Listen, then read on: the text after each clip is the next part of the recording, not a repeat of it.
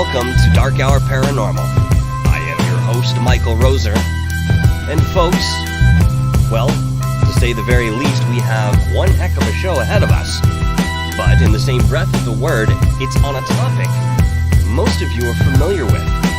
Very recently, Manny of Area 503 released a fantastic and most comprehensive profile on Lou Elizondo in his production entitled Who's Lou?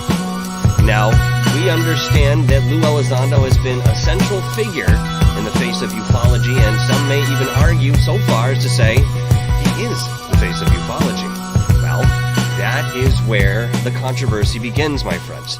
And tonight, we're going to discuss at length not only what the movie was about, because you can go and see this on Odyssey, and very shortly, I have a strong conviction that YouTube will put it back up, and of course, we'll get into what happened to reach that point that we're at now. This movie, as I mentioned, is the most comprehensive profile on Lou Elizondo that I believe is available. The research, the amount of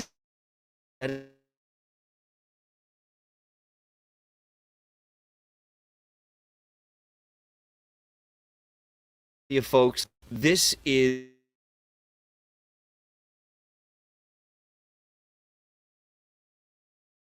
will come.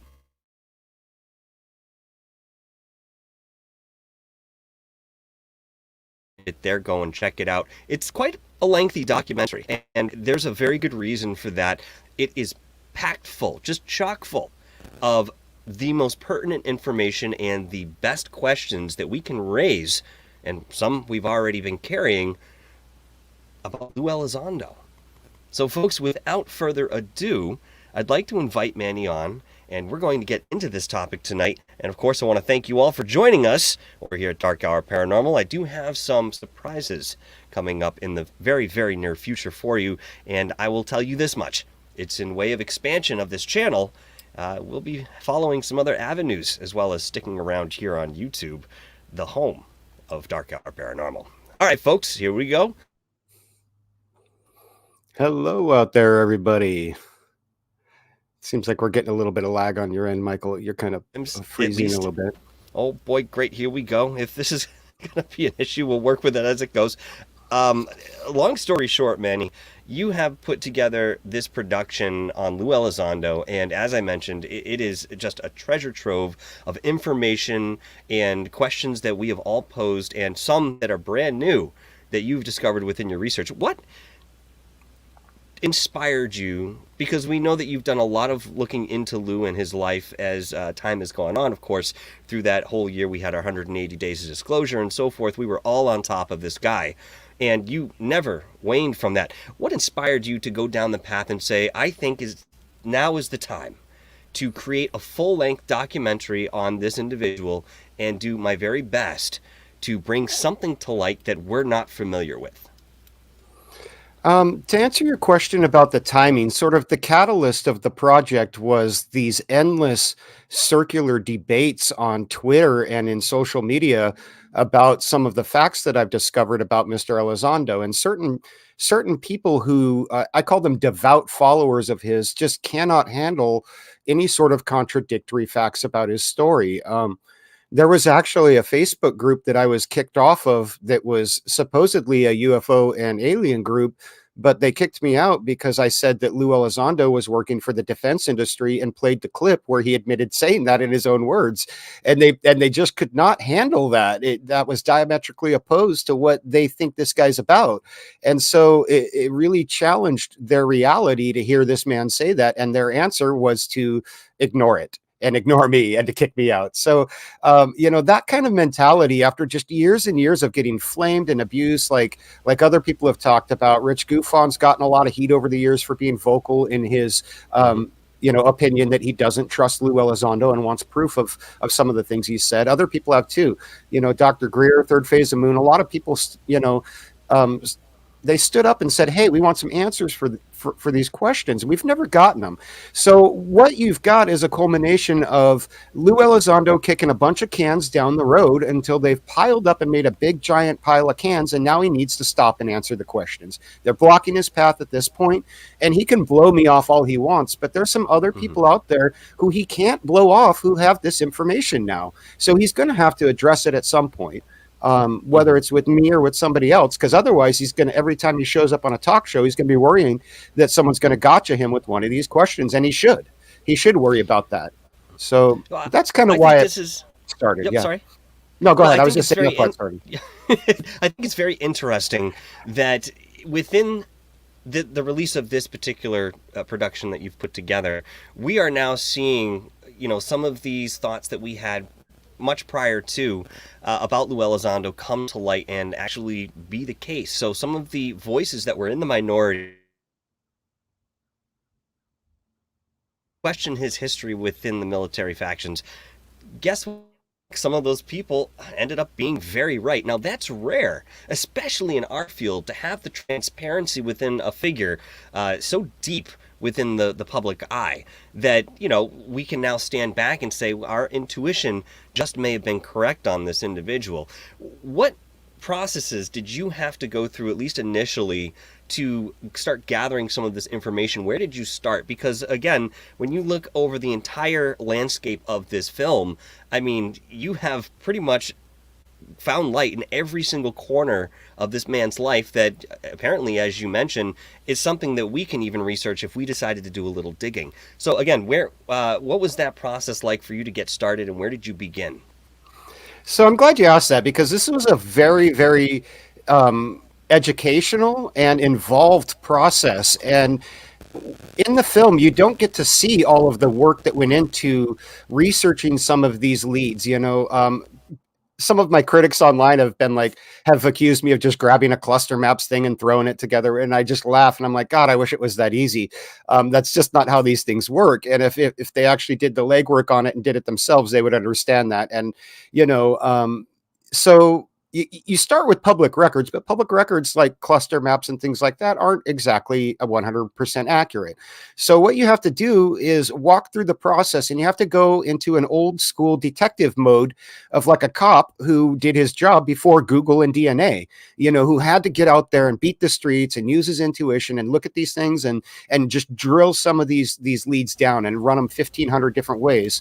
And so I started with the overall cluster maps for Lou and his wife, because I realized that I needed to kind of verify everything with his wife, if that makes sense, because they live together, Sure. And so at some point I was thinking, well, maybe I need to investigate the wife, because maybe there might be some money or something hidden in there, or maybe other family members. And so I did in-depth research on all of them just to exclude them from the documents that I had found, or to rule them, to say, yes, this is this person, this document, this business is this person.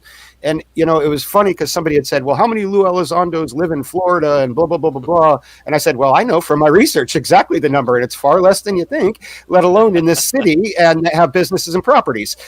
There's three: Lou, his dad, and another, a JetBlue pilot named Lou Elizondo, who's got a bunch of rental properties and businesses. But I had to dig into every single one of those to exclude them. So I know all about these other Elizondos, the ones in Wyoming, the ones in California, the ones in Texas. I know all about them because I had to dig into them to exclude them as being Lou, UFO Lou. So I did all that work, and I can't show that. I'm not going to show you 25 different people's lives who are irrelevant, in the movie, right. But the work was done, and I have the documentation to support it, and I have the bags under my eyes to support it. Some of these leads took weeks to run down, and didn't pan out or would pan out, and I could exclude them or include them.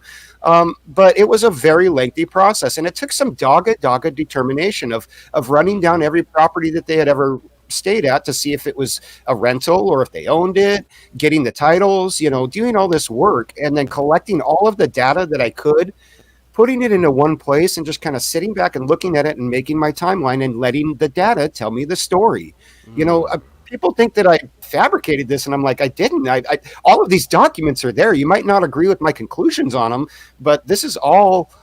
It's all in the public record, and if people want to go and look, they can. That's why I put links and I put the pictures up there, and I made the webpage, and I've already heard from a couple different people that they've learned how to research things more thoroughly by watching my video and looking at my links. So to me, that's really cool. Like, that's what I'm trying to do here. Share knowledge, share what I've learned, share my experiences, and hopefully other people will take some of this stuff and run with it. And I know that they are. Some other people are already taking little bits of this and drilling into it and saying, why, this is a good question. What's the answer?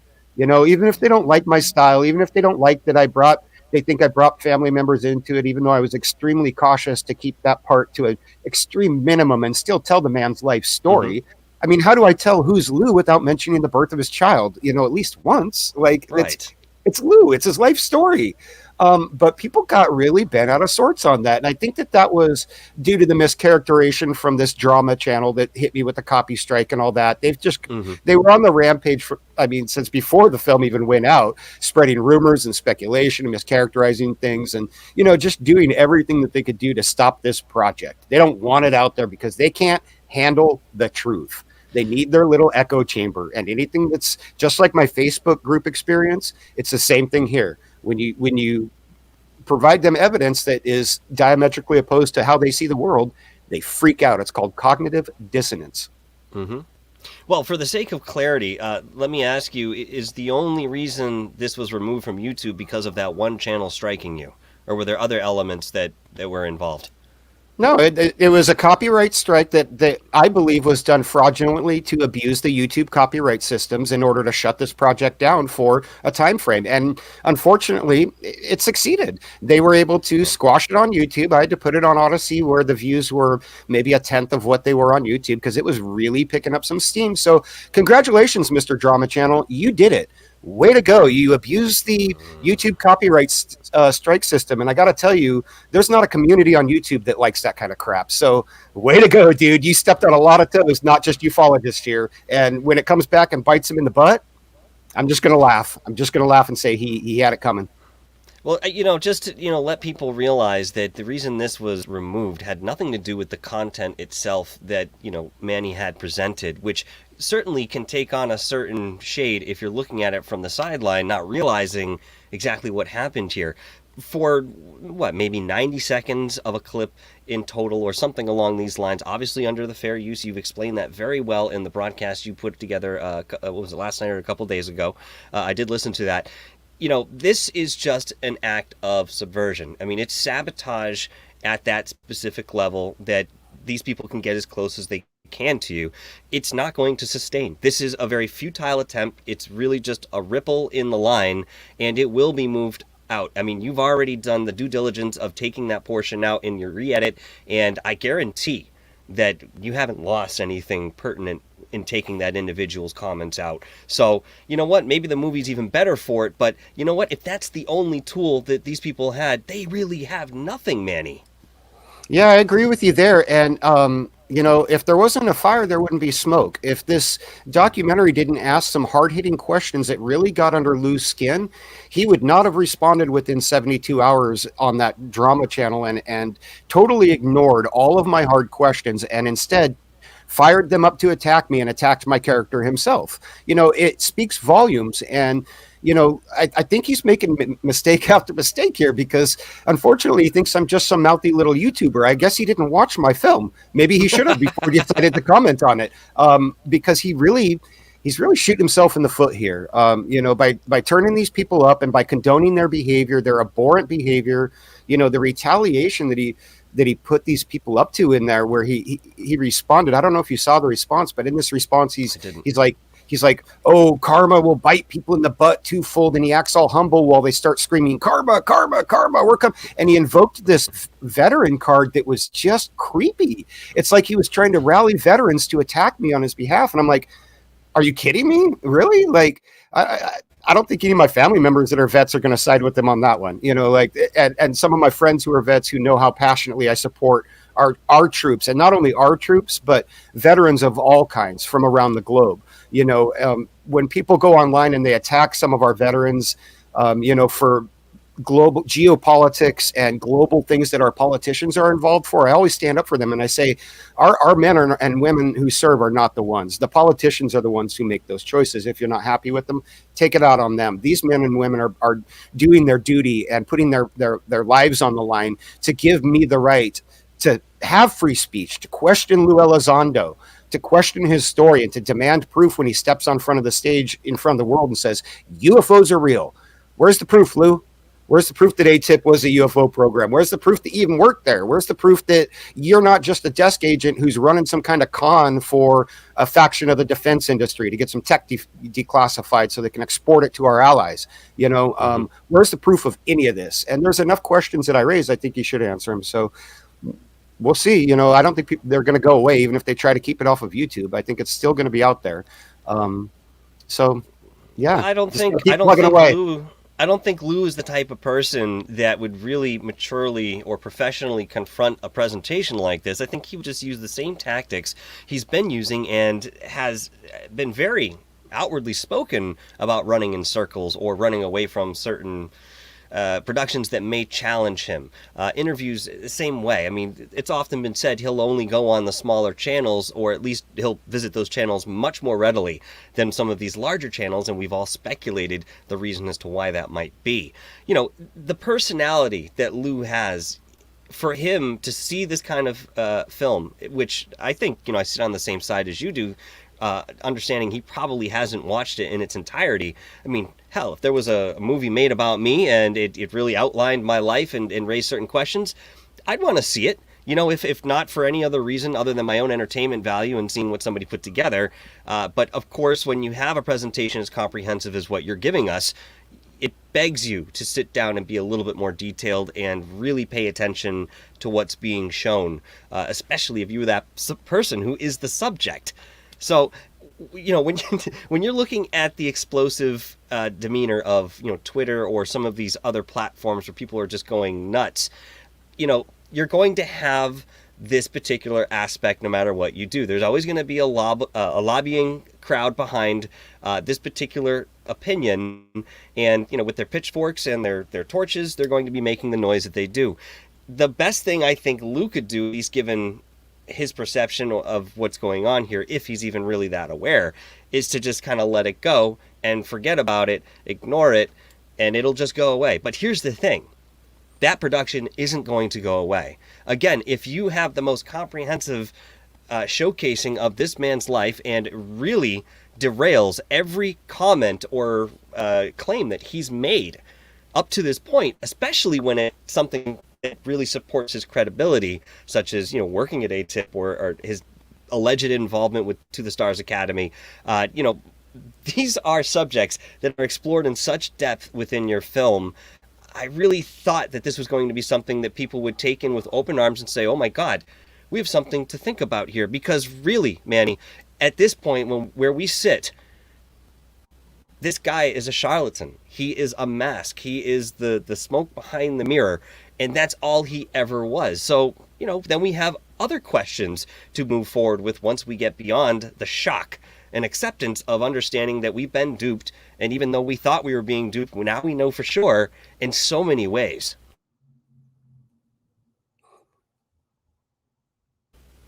Oh, man. Yeah. No, you're fine. It just skipped a little bit there towards the end of your comment, but I heard what you were saying. And I wanted to say, that kind of goes back to what you talked about in the intro, where you spoke about how Lou kind of came out of nowhere and is now arguably the head of ufology. And I want everyone out there, when they get a moment, to go to Google and type in the term controlled opposition. And I want you to read what that says on, say, Urban Dictionary. It has a great definition of it. And this tactic of controlled opposition is basically an intelligence community 101. Let's say there's a third world nation that they want to infiltrate. Well, they send a guy in there in a form of controlled opposition, put him right to the top and back him. That way he can actually pretend that he's fighting against us, when really he's just making sure that the fighting is limited to a minimum and that we have all the intel on it. So that's really what I believe that one role of what Lou has done here is to, he was sent to control ufology, and he's been successful up to this point. How much that success is going to continue after this, it is yet to be determined. But That's really what he is doing. And if you look at the moves that are being played, and I kind of dabbled on this earlier with my arms industry comment, look at who benefits from his moves. Getting Boeing and Lockheed and Raytheon and all of our big boys to declassify technology only benefits the junior members of the defense industry that missed the boat when all that tech came out, and thereby our allies who have access to that same technology. So it's a group of those people who are, I think, are behind it. And it's a lot bigger than just Lou, but he's just the tip of the iceberg in the public face. So that's where we go first, At this point, I'm not sure what's going to happen. If we can expose him well enough, I think that this group that is funding him will probably just get rid of him and say, okay, well, you're on your own. But then I'm afraid he's just going to be lingering around ufology for the rest of all time, kind of like Nick Pope, and writing his 3 minutes of fame for a 30-year career. And that to me is just, I don't even want to do it. I just want him out of ufology. I don't want him gone. I don't hate him. I just want him to go away so he can get back to the real story, instead of this weird agenda that he's hijacked ufology for, which is not disclosure. It's not any form of full disclosure. It's a modified form, but it's not full disclosure. No, it's certainly bringing up the idea or the notion of disclosure, which we already have. So, for sure. And again, he really basically doesn't tell us anything new. From my understanding, the way that he talks, his long-term plan here is, I'm just going to write this book and retire and, die quietly and happily. I mean, I'm sure he's soaring on this celebrity status to some extent. I mean, he has a certain personality, I think, feeds off of this. And within the many interviews, you can see how this dynamic really plays out. But for him to move forward in any way at this point, especially with this light being shed on his life and who he is as a person, a character, a professional, you name it, the more people that see this film, the more people who can sit back and actually ask the question. Now, at the end of the day, all right, we've seen Lou so many times. I mean, God, I could talk to my parents and say, hey, Lou Elizondo, my father's like, oh, I saw him talking to Tucker Carlson. So, I mean, you have groups of people that were being exposed to these ideas through Lou Elizondo that really wouldn't have any prior exposure or seek to do so anytime soon. What has Lou actually told us in way of what he knows about any of the subjects that he talks about, high technology, actual UFOs? Is there anything, a saving shred that we can lean on with what Lou's given us, or are we just sort of destined to look back at the time we spent listening to him and say, well, that was a waste? That's a good question, because I've looked high and low for any form of actual evidence to support anything that he says, and I just can't find it. Everything that he says it sounds like it's out of the book The Day After Roswell by Colonel Corso, where it's everything that you want to believe about ufology, but it's pretty much every rumor or story that has to do with UFOs and aliens that he heard in the military. And now he's not even doing that. Lou is reading from other books, and he's talking about, greater consciousness, universal consciousness, higher vibrations, and all these esoteric subjects that he really has no education on. He's just read a few books recently and got a couple of talking points. And I do mention that in the film. I say he just educates himself enough to impress people who don't know anything about what he's talking about.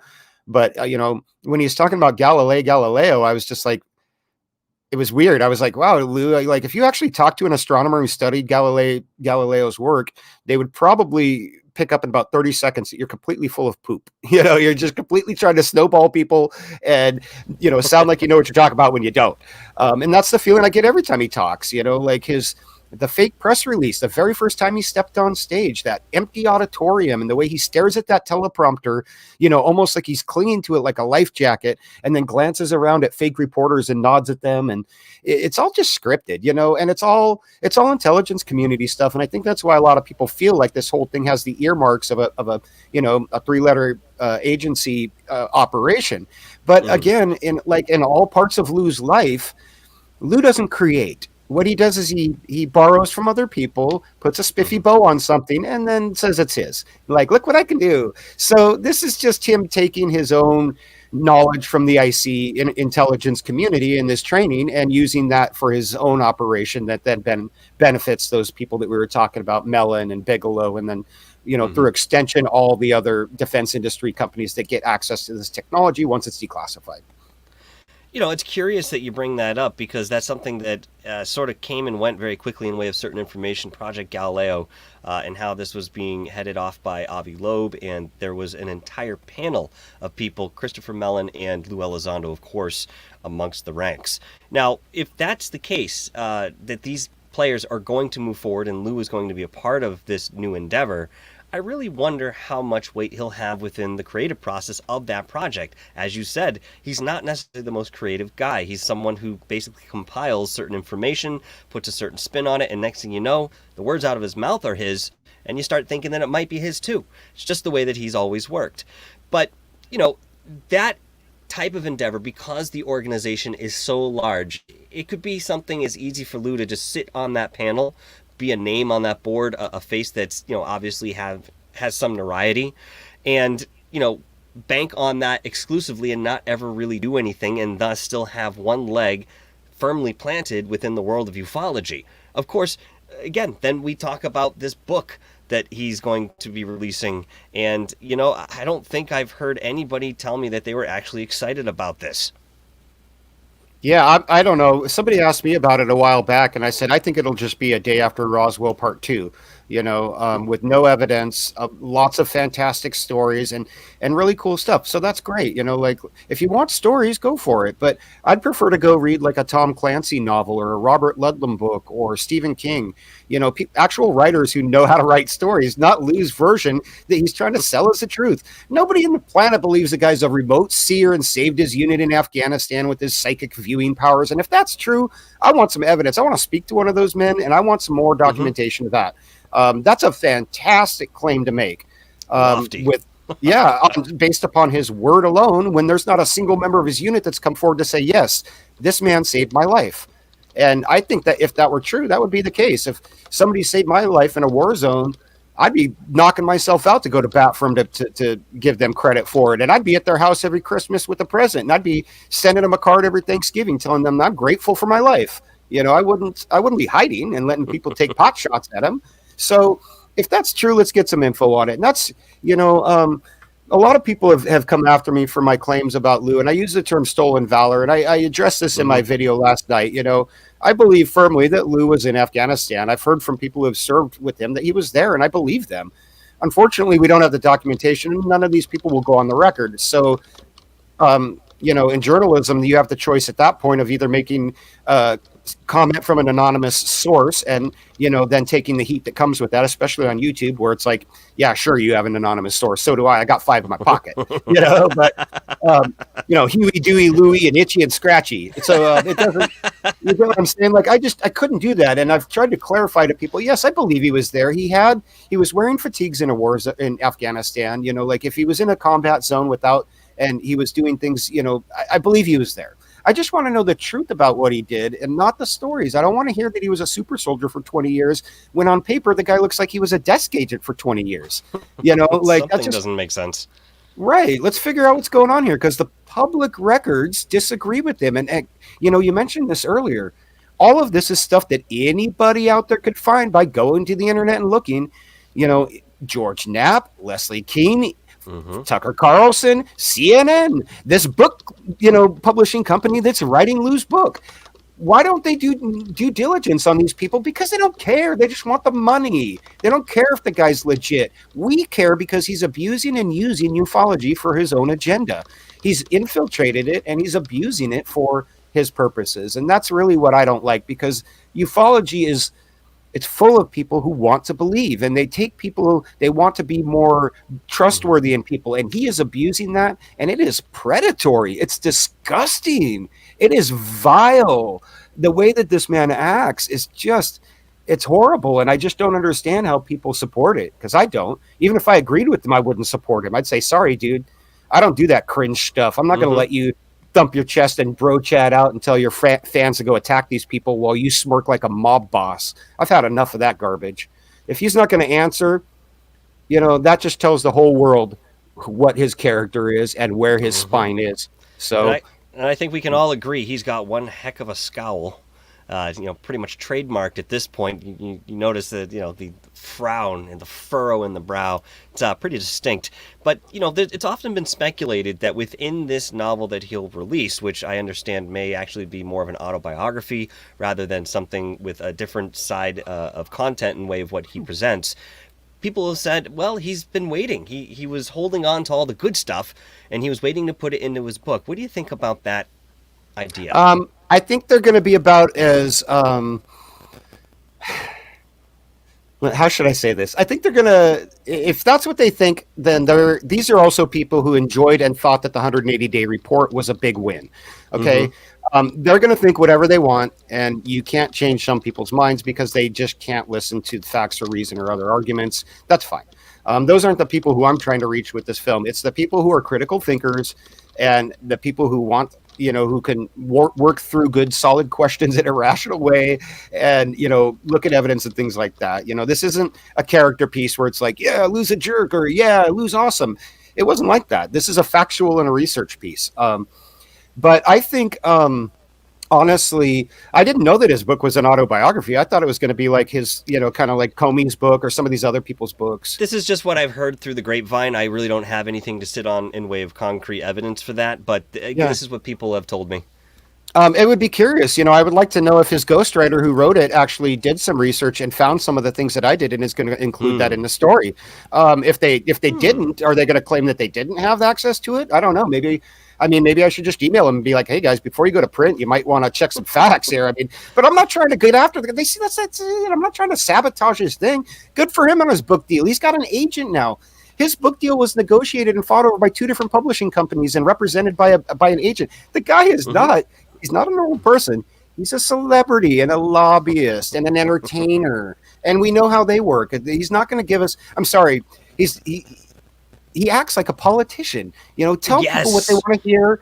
Tell them, make them feel like they're so important when you're standing in front of them. And then the next guy you do the same thing to, so I don't trust any of that. Any of it. I have to tell you, Manny, it's really interesting you bring that up because I was listening to Alien Addict show earlier today, and Rich Giordano was on there from GoofOn and Lee from Us The Audio. And as they normally do when they're on the show, they have a pleasant conversation about certain topics with a focus that sometimes strays this way and that. And of course, they always come back around. I just got this really weird overarching feeling that as I was listening to this, I was seeing that this almost is like a new faction of politics in its own right. And, as much as I've always tried to stay away from politics as much as I could, this is something I've found myself deeply ensconced in. Yes, there's a political edge to it. There has to be, considering how many different people are involved in the different media outlets and so forth.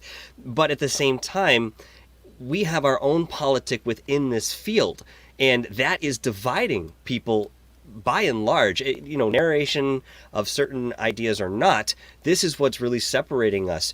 So when we look at somebody like Lou, who actually has the opportunity and capacity to stand up with that rigid spine that he tells us he all has, and that he's given up his Department of Defense job so that he could bring this stuff to the people, then bring it to the people and don't just dodge the questions. It really makes me wonder. Yes, I believe that in the end, there is certainly a financial gain to be had here, and it's been there for him for a long time. And you know what? Wouldn't all of us enjoy such a cushy job as to get up in front of any sort of major media outlet, talk for the 5 minutes that you're really allotted, say absolutely nothing, and go home and have a cup of coffee? You're still getting paid. And this guy had the easiest job in the world. And heck, if I wanted to be that type of person and, lose integrity as much as I can, or at least bury it far enough that people, unless it's Manny, can't get it. I would be basking in that too, because again, you're just literally living on cloud 9, not doing anything significant, and yet you are given every accolade as if you were. But what a truly shallow existence, Michael. To literally sell out your own convictions for a buck. And people do it all the time, but how shallow. Money's transitory, and so are the comforts that it buys here. Character and a legacy are not. Those things will outlive us all. And the way that we treat people and inspire people through our positive actions and not our negative actions, that will affect people indefinitely as they continue. It's like a ripple effect, so Lou can have his legacy. I'll take mine. I like honesty, I like truth, I like keeping it real, and talking to people straight up, and not all the wordsmith games that he uses where he dances around things and hems and haws, and then drip feeds you things that you have to sift through, and it's just it's political agitating double talk, and it's just so draining and tiring that if you're going to waste my time communicating with me, not waste it, but if you're going to spend my time communicating with me, don't waste it by talking and double talk. Just be blunt. Just say what you mean. Use our big boy words. And if you can't talk about something, don't. I've spoken with people from the intelligence community like Walter Bosley, who have real frank conversations, who have lived the life that Lou claims that he did. And they are not at all, edgy or dance around things. If Walter can't tell you about something, he'll say, I can't tell you about that. It's still classified. When it's not classified, I will. This is what I say. This is what I can't say. And there's none of this, politician speak that Lou is just foaming at the mouth with, that he speaks everywhere, and rhetoric and innuendo, and just it's so tiring. I'm just over it. He's not a politician. He's not important. He's probably going to run for Congress in Wyoming and get it with 17,000 votes so that he can further this agenda in Congress, because like you said, it's become political. And where does ufology become political? When it crosses into the defense industry. And those aren't the guys who have the full disclosure. They have a little tiny bit of technology that they were given to weaponize way back in the day, and that's it. The stuff that we want is full disclosure. The stuff that I want is endless clean energy so that this world can be safe and happy for all of our children and their children, like the next generations, not for us. I want a cure for cancer so that nobody else has to die of that horrible disease. I want the good stuff. I want the stuff that's altruistic for all of humanity. I don't care about the weapons technology. I don't want weapons technology. Our weapons technology that we have is already way too much. We have a million different ways to kill someone who's hiding in a cave. It's deplorable. It's deplorable. We don't need to do that. There's other ways. And just like Lou likes to fight when he gets his back into a corner and gets asked some hard questions, that's the same mentality on a national level. We don't need to fight when people confront us on our BS. We need to face our BS. We need to walk our talk, and we need to own our mistakes like Luke claims that he will, yet never does. So the guy's just 100% a hypocrite. And I'm tired of him. And that's really, I just want him out of ufology so that we can get back to the real issues. And if we're going to get Congress involved, well, damn it, let's make it for some real full disclosure, not weapons tech that's going to go to Israel and Turkey and the UK and Australia and anyone else who's got a buck. Good Lord, we already see what some of our allies do with our weapons. Like, we shouldn't be selling them to them, so those are my thoughts and opinions, but it's a lot deeper than just Lou, and it's definitely deeper than his little fanboys on the internet who want a white knight for him and attack people and cross all sorts of moral and normal lines that should be out there on the internet, and excuse it by saying, oh, that's what you did to Lou. Lou Elizondo stepped on the stage and said to the world that UFOs are real. He's been manipulating the world. He's manipulating the international ufology community over in San Marino, Italy, in other places now. This guy is huge, and it's not just Lou and disclosure. If it were full disclosure, I'd be 1,000% behind this guy. I would be me, man. I would be like, disclosure, let's do this, Lou. Yeah, so would we. But I ain't the guy, Falcon. Get the hell out of here with your mind up, man. I am not the man. I'm not nearly as gullible as Tom DeLonge or clearly some of these other people are who are going along with this for their own reasons. So I'm not behind him. I'm not behind him, and I have reasons for not being behind him. I put him in my film, and I have yet to see one single counterfact that refutes mine. Nobody has answered my movie. Nobody. They want to attack me, and they want to say, oh, you missed an apostrophe. You misspelled Houston. We found Never Ship Empty. Big deal. Prove me wrong that he wasn't proven to leave the Pentagon for a year and conspiring with these people for close to a year to defraud the government. I've got the email chains that show him trying to push these declassification through. He's not walking away from this one. And it's you can't put the GD back in the bottle, Lou. It's time to answer the question, or GTFO. Get out.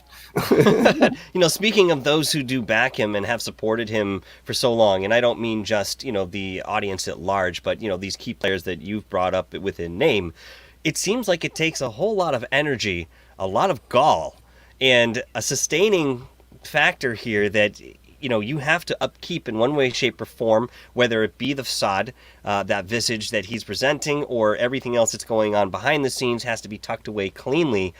Why put so much into this particular individual? If he's got a paper trail the way that you found, that surely whoever was supporting him must have known some of these elements at least and said, well, maybe we'll overlook them, or something else. But I can tell you that they didn't try to bury it if you were able to find it the way that you were. And I'm not saying that it was easy for you, but it was accessible if you were able to do the work. So why give this guy such clout? Why continue to That's a put so much behind really him? good question, and I'm glad that you asked that, because that is one of the facts that kind of pushed me towards leaning away from a 3-letter agency operation, and instead pushed me more towards a foreign operation based around the foreign defense industries, was that they could not get into these courthouse records and things like that. And I feel if it was one of our 3-letter agencies, they could have done that and covered his tracks up, and they didn't. The man on paper does not look like he's any sort of super spy. He looks like a desk agent. He's got a paper trail that's normal, and people would say, oh, well, that's how it's supposed to look. No, there's enough discrepancies there to know that this is normal. I mean, like with the issue around the bankruptcy, the family bankruptcy, things like that, the properties being bought and sold when they did, everything looks like he was a normal person. So to answer your question, I think the reason is because that the people that are backing him could not make this go away, because they're not legitimate USG people. These are people from outside our government or in private corporations that simply could not get to every piece of information and get it removed. Property titles, you can't get those off the internet. I can go down to the courthouse and order them, things like that. So, that's kind of what pushed me away from the 3-letter agency thing and into the private sector. But that's also why I think that his background was right there. Everything was right there in plain sight, because he couldn't make it go away. Otherwise they would have. You have a very good point there, and there's a larger question that comes up for me around this as well, and that is that, obviously within Lou's tenure, we've been exposed, and many other people have been exposed that normally wouldn't be exposed to this subject matter. So there is now an open door in way of at least discussion about these particular topics. So those who are leading Lou along and allowing him to be the spearhead in any sense or fashion, they must have a larger plan. And of course, we've talked about this in different ways throughout the last 2 years, specifically, what the true intention behind, Lou might really be. But again, you look at it as an entirety, a much larger scale in way of people understanding that there is this high technology. So let's just say at the very least, that's what people are gathering from this. There is high technology that we have, and we're not telling each other about it. That's still earth-shattering for some people, because again, the implication then comes next, well, where did you get this, and so forth? How did you figure it out? Whatever the case may be. So Lou is definitely a pawn in certain respects, and he's really focused on as a central figure because, for all intents and purposes, the general public doesn't know any better. And I think that there is certainly a predatorial element to that presentation, knowing that is the public's greatest weakness, is that ignorance. So they can instill this narrative and keep it going. Where do you think we're going to move forward within our consciousness or awareness, I should say, that we have an open forum to discuss something like UFOs or extraterrestrials at this point in time, given what Lou has done for us? And I'll put it that way only because he did go on many, many shows and it run his mouth. But nonetheless, he was out there doing that. Where do you think we're headed with as a result of that total endeavor with Lou Elizondo? It's kind of curious, and I think that this could go either way. And the reason I say this is that I just don't think that I understand. I want to acknowledge what you've said about casting light on ufology in the mainstream. That has been something that's happened because of this. Now, is this good or bad? That remains to be seen, because we don't know the overall effect yet, and we won't until his agenda's done, complete, and the dust is settled. The problem with his agenda is that it shifts every 2 years as the Senate flips and the White House flips, as they figure out who's going to be in power, and they figure out what this group can get out of them or what they're going to do and things like that. So what his agenda is now is not the same as it was 2 years ago, and it's not the same agenda it's going to be in 2 years. Ultimately, though, what you look at is what the end goal is for it, and it's all defense industry weapons tech. It's not, it goes back to that. What are they trying to do? will his overall exposure be good for ufology if it's brought light to the masses? In a way, yes, but the question is why him and why now? Right, because wouldn't somebody else have done that? Like, why did it have to be him? I want you to, other people, if you get a chance, to look at the 2017 tax codes that went in too, because one of the major defense industry companies that I was looking at prior to 2017 had a 35% or 33% tax on foreign arms sales, and from 2017 to 2020 had gotten a temporary tax break, so they weren't having to pay those anymore, and I think they had to start paying them again in 2021. So you put all these facts into place. You've got the end of we're pulling out of Afghanistan, that cash cow's drying up. You've got these other tax breaks that are drying up, and this is an operation that I think was put into place years beforehand, knowing that it was going to come to fruition later to pay off at a back end, and that they could work it other ways. I mean, he's not going everywhere. This agenda is like a hydra, and every time they get stopped on one front, they just pop up and another head pops up somewhere else. It looks just the same. And I hate to say it, but even if you lop off the Elizondo head, they'll just get another one. So it doesn't. That's how these things work. But people need to understand that that's what's going on here. It's way deeper than just this clown and his ego. It goes to a whole. It is a conspiracy. It is. Mm-hmm. It's not a theory. It's there. It's right there. All the facts are there. There's no other scenario or theory that can fit these facts. So people need to be hip to it and understand that these people have a lot of money to support them. They can get him on Tucker Carlson. They can get him on TMZ. They can get him on CNN. They can get him on all of the networks. They can get him in the Washington Post. They can get him, which, I want to mention that too. Oh, Leslie, why did you do this to us, Leslie? The only people who read the Post and take it seriously is Capitol Hill. Nobody else cares. They're just like, oh, whatever. It's like DC's Weekly World News. But for some reason, when you put something in there, Capitol Hill just goes, oh, aliens, and the finding of everything around the 180-day report, declassification. It's politics, man. It's shady politics. The guy is a lobbyist now, and I've looked. He's not registered. So he's operating illegally if he's lobbying without being registered, or maybe it hasn't posted or whatever, or maybe I missed it because I'm not a perfect investigator, but I looked, I couldn't find it. So Lou, if you're a registered lobbyist, could you provide that documentation? Because you sure as hell are lobbying Congress and taking money for it. But do people want to stand behind that? If so, let's get behind some neutral politicians that we're going to stand behind.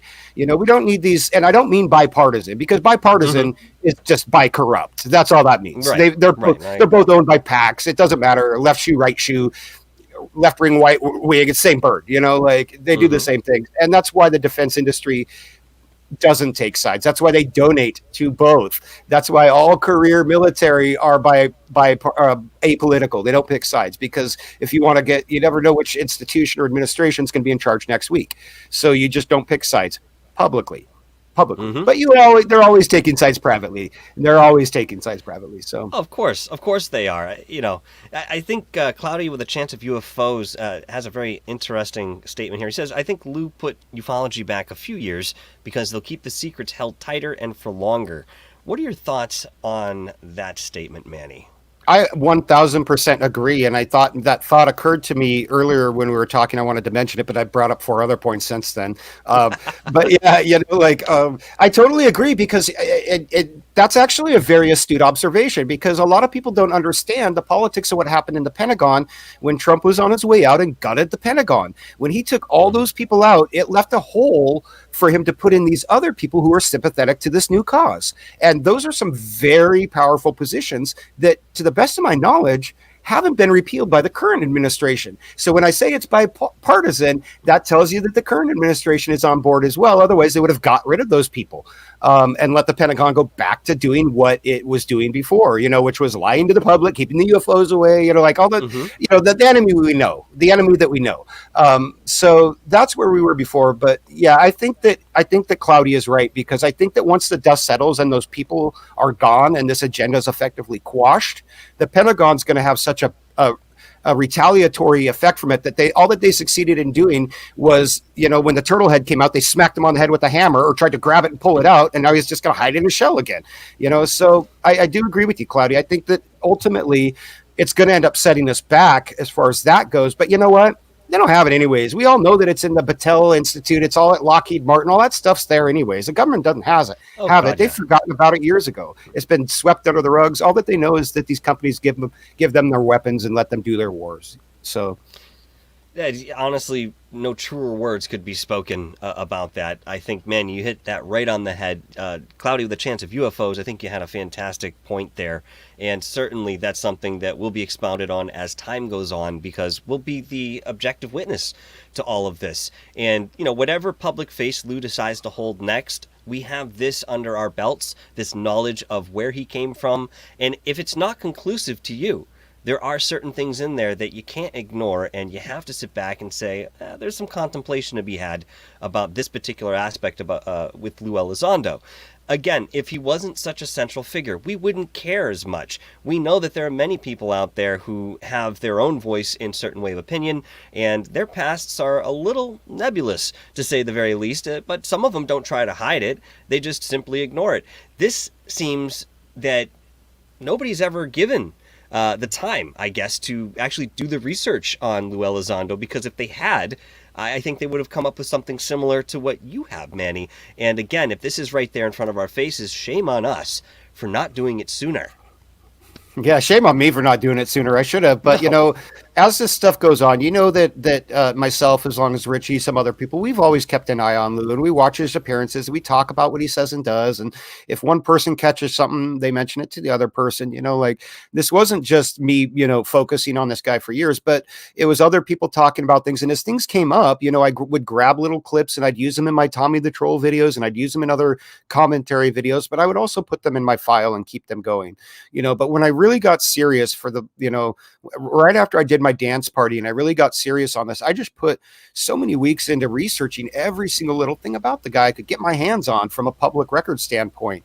And then looking at all the clips that he had said over the years in my own recollection and finding contradictory statements. And that's hard work. It's really hard work to get all that together and to try to tell a story with it, and there's some aspects that I could have done better in the production value, most certainly, but it wasn't about production value. And by the time I was already into this thing to the tune of 5 to 6 months, I was like, do I really want to kick it back another month to make a better soundtrack for it? Who cares? It's about info. Yeah. The thing is too, Manny, that you have these other documentaries or presentations that maybe cover a few aspects of what you've done in detail within yours, and they have to adhere to a certain time frame. So we have 45 minutes with commercials. It'll make it an hour, and that's what we're allotted. So they're going to take certain liberties when it comes down to the actual presentation, and unfortunately, many times it's not necessarily that it becomes false in way of what they give us. It's just not comprehensive. There's no follow-up to what they're even proposing, or they'll skip over things entirely that actually have relevance to what they're going to present otherwise. So when you look at your movie here, it's 3 hours long, more or less, right? So I think you needed that time, and for somebody to sit back and create a comprehensive documentary the way that you've done, there are going to be some times where those dips and troughs are a little bit more extreme than others. It's just the way it goes, and you didn't want to spend more time than you already did on this, because we know what the nature of this is, and of course, it's time sensitive for all intents and purposes. So we needed that. I think you did a fantastic job. Man, there aren't words to really explain what impact I think this information will have. If it's not right now, it's very soon in the near future, because like you said, this isn't going to go away. As time goes on, people are going to find this on other platforms, the movie that you've produced. And Lou, as a central figure, if he doesn't sort of fade off into obscurity, this will always be attached to him in one way, shape, or form. And who knows, maybe one day somebody within the mainstream press will be a little privy to this production and say, hey, let's talk about this. Or, maybe it jogs their personal interest because they had followed Lou or interviewed him at one point in time and had some sort of, back-end interest that they didn't really express publicly. There's something in way of a ticking time bomb in the best of ways, I think, to uncover the man that is Lou Elizondo, and your movie is the ticket to that happening. Yeah, thank you. I appreciate you saying that. In your intro, you really, man, you made me blush a little bit. You said this is the most comprehensive timeline of Lou Elizondo, and it is. If you want to know a timeline of his life from birth to yesterday, it's there. As far as the public records go, and that really made me happy because I've heard from a lot of people who didn't like my movie, but they still learned something from it because I had some fact about Lou that they didn't know, and everything's in one place. It's comprehensive. 3 hours is a big sit, but I say this all the time. How many hours does it take to tell your life story? And Lou's a kind of complicated guy with his patents and his businesses and all his claims. Like, I think I did a pretty good job hacking it down to that because the first version was closer to 6, and so, and then I had to rewrite everything too. I mean, it was huge. I was like, I can't. It's 6 hours. Like, nobody cares about all this stuff. Let's get and just like a surgeon, I was in there with a knife, just whack, whack, whack, whack, whack, getting rid of this stuff. But I tried to keep it relevant. I tried to only mention the family as was needed to tell this story. I felt it was. If his wife hadn't moved to California a year before he quit the Pentagon, and that was an indicator of his prior intention to do so, I wouldn't have even mentioned her at all because she's not relevant. I would have said, yeah, he's got married, he's got a wife, but it's not relevant. And the inclusion of the photo at the end that I believe is Lou, his wife, and his daughter was solely because I wanted to illustrate that the guy lies to cover their name up. If that's what he did, I still think that's his wife and daughter, and he's lying when he says it isn't. But that's my opinion. People got to go look and see, and then ask themselves why lie when everybody knows their name. It's public record. And then I thought, well, it's because he wants that image. He wants people to think that people are coming after him. He wants people to think that he's a whistleblower and a spy, and it's all wannabe. It's all imitation. It's all lies, just like I said in the movie. Wannabe. Ugh. Yeah, and at the end of the day, he's got to know, really what he is. And to be honest with you, if I were in his shoes, I don't know how I'd sleep at night because, as we've said many, many, many times before, if you don't have integrity, man, you don't have a ground to stand on. Now, just to really point this out, it should be obvious at this point, but your piece is not a hit piece. It's a factual assessment. There's an analysis and a lot of critical thinking in what you've created. And yes, there are some things that may be defamatory, but not in a pejorative sense that you intentionally sought to hurt this person's reputation or his visage. It's not geared that way. Sometimes, and this is what makes a film or presentation like this controversial, there are going to be things that are uncovered that certain people won't want to look at because it shatters their perception of that person. And yeah, I understand, change is tough. But when you sit back and realize that you've been lied to this entire time, and even if you had that inkling, and now it's founded in some way, shape, or form, it will make you look at some of the other players in the field and sort of see them with less rose-colored glasses, if you will. We have to keep these people honest. And, if you don't tell lies and you don't fabricate and exaggerate, you don't really have to be checked in line. But there are some people that need that. And unfortunately, because of where we are within the field, we're the ones to do that. We have to keep them honest. But I want to thank you very much, Manny, for putting out that movie, taking the time and energy that I know you put into it, and, taking a chance and putting this out and allowing us to draw our interpretations, which, I think in certain ways can be pretty conclusive depending on who you are and what you know. Yeah, and there's a couple of clips where Lou says things like, the truth has nothing to fear, I have nothing to hide, and it's all just irony and hypocritical because he says one thing and does another. He just won't answer his critics. He runs away and hides on these drama channels. He does these other things, and I look back at how he segued into our online ufology culture, and it was right around the time, and I talked about it in the film, it's the time that he joined UFO Twitter 3 months before he quit TTSA. He had been on all these other big name shows, and then he started getting into Twitter and the live streams, and he was all over the big name guys, but none of those people held him to task. A lot of people didn't. And by the time it had already come, I don't blame our YouTube community, ufology, for that. I don't blame the people who had him on their shows. It's not their fault because at that point, the mainstream had already done it and all the other bigger names had already done it too. So you're just like, how do how do you get upset with someone for, having FOMO, fear of missing out, because that's all they really wanted to do. They just didn't want to miss the Lou train, and so they would do anything to get him on there, but I wouldn't. I didn't care. I wanted some truth. And if that's why I was vocal about my questions. I never once wanted to kiss this guy's ring. He's nobody to me. I was here doing this before he came around, and I'll be here doing it after he leaves. So the guy he's not the UFO Nero, and nobody should be kissing his ring. Nobody. Make him earn that respect if you're going to give it to him. But from where I'm standing, he hasn't done squat to earn it. And everything to show that he's here as controlled opposition to do his own thing and to manipulate us for his own benefit. I couldn't say it better myself. I think, again, you've hit that nail clearly and directly right on the head, and given us much to think about as we move forward, not only with Lou Elizondo, but within the field as an entirety. Very quickly, would you mind just reiterating where people can find you? And of course, I know that we can find the movie on Odyssey. Is there any other place they can view it at this time, or any other platforms that you have in the works to release this on? It's up on Odyssey. You can go to the movie site, www.whoslewmovie.com, which is where all of the documents from the movie are hosted, so people can go and check out the documents. Once it's back up on YouTube, I'll have it back embedded on the webpage so you can listen and watch the movie while you're looking at the documents.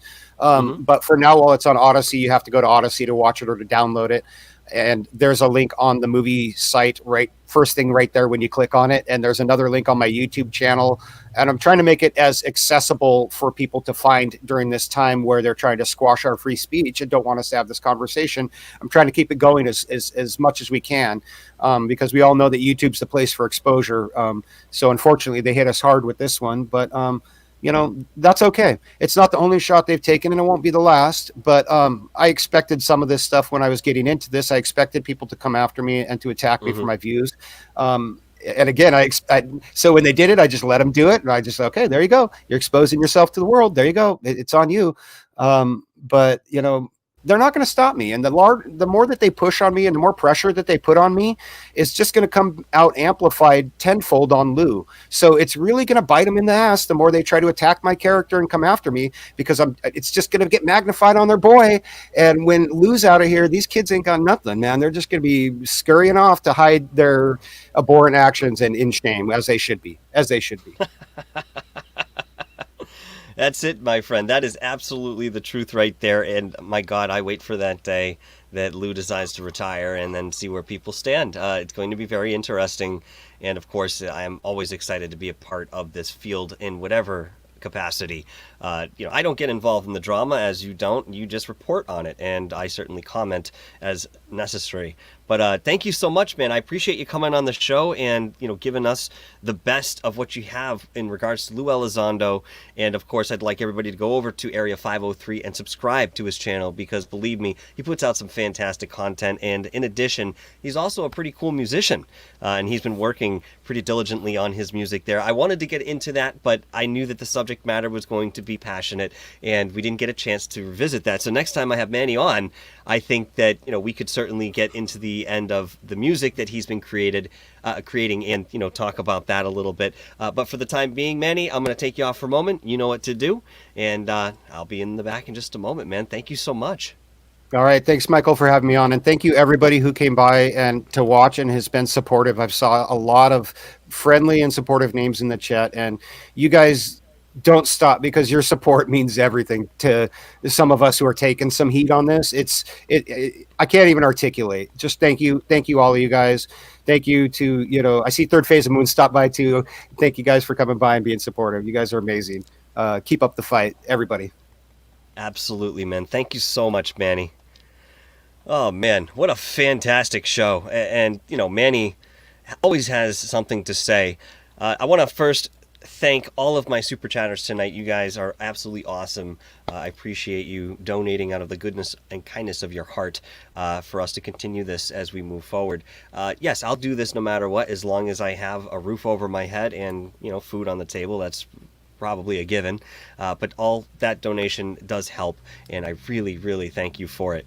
Moderators, thank you for keeping everything going smoothly. I've seen you guys hanging out in the chats. Thank you so much. You guys were awesome tonight. And of course, I saw much support the way that Manny did within our chat with many of these people. And I want to thank you from the heart for that as well. It's so important, as Manny pointed out, for us to know that there is some acknowledgement in way of that support, because, we're all going on a limb. You think you can sit here in front of a camera and talk to people, not only directly face to face, and you got to come up with these really interesting thoughts within the conversation, but now you realize you're doing this in front of an audience that numbers into the thousands. So there's a lot that goes into this. There's emotional and mental preparation. I mean, I meditate before every show. There's probably a handful that I didn't get a chance to, but that's really it. And that's a practice to visualize how things are going to move forward. And we always have fantastic shows here. Guys, I can never tell you that we've had a bad show. And we're almost to 130 videos with the mini documentaries included. So, all right, we're going to be back next week. And as I have some more information about those surprises that I mentioned, I will let you know and impart them as it is due. So, in the meantime, folks, stay vigilant, stay inquisitive, and stay deeply ensconced within this nebulous field. We are all traversing in search of the truth.